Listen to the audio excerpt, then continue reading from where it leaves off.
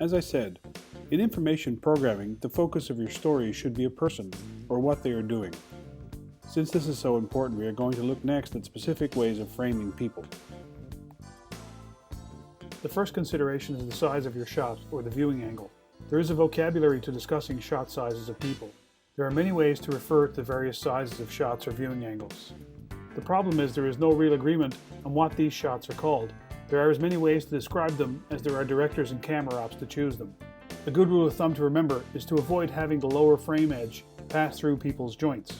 Even though no picture like this will be appealing to many viewers, this viewing angle is not as appealing as this one, or even this one.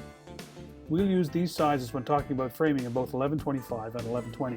You may hear us use other terms, but we'll try to be as consistent as possible. As with everything we shoot, each of these various on-screen sizes have different meanings for the viewer. What you intend with a shot is far more important than what you call it.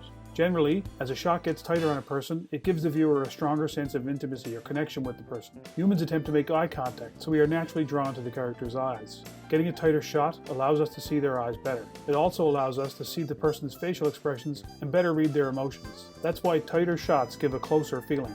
Starting with wide shots, the full shot is the least able to see facial expressions and so the least intimate. It is used to show full body motion or interaction between two or more people. It is also used to show setting or where an action is taking place, and does show all of a person's body language, stance, posture, etc.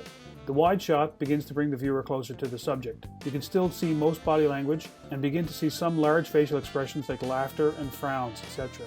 The medium shot will include body language and gestures and can now see facial expressions fairly clearly. Notice that you might have to reframe slightly wider if the person uses big gestures. The close shot begins to show facial features clearly and eliminates distractions. This is an acceptable framing for interviews for news and information programming.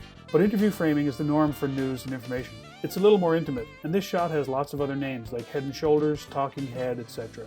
The close-up really begins to invade the subject's personal space and privacy. Shots of this size and tighter should be used only to impart the emotion of the subject. As they get tighter from here, the viewer may begin to feel uncomfortably close to the person.